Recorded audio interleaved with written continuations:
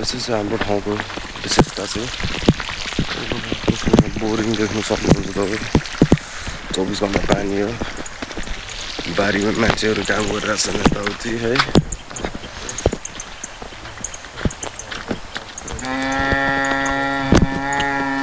ओमा कसमसँग बजाएको छ गाईले त्यसै गरी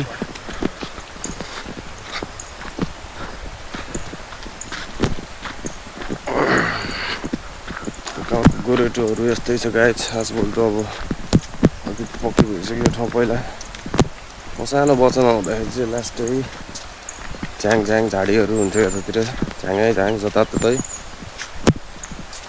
अहिले अब त्यस्तो रहेन त्यो ठाउँ त्यति बेलाको जस्तो ठाउँ रहेन अब चाहिँ गाई सब केही चेन्जेसहरू आएको छ धेरै कुराहरू हो हाम्रो दुईजना भाइहरू चाहिँ अगाडि गइरहेको छ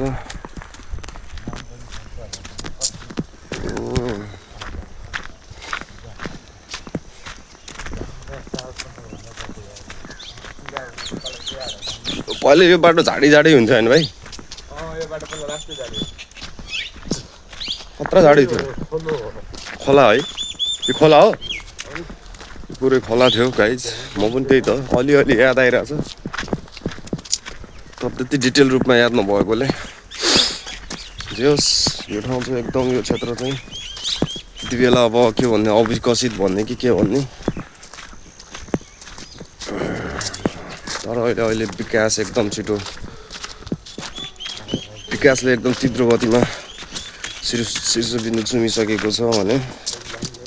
अझै पनि केही कुराहरू बाटोघाटो यताको हुन्छ नि बाटोघाटोहरू चाहिँ नि अझै राम्रोसँग नभएकाले तर ठिक छ बत्ती सत्ती बिजुली बत्ती त आइसकेको छ गाई गाउँघरमा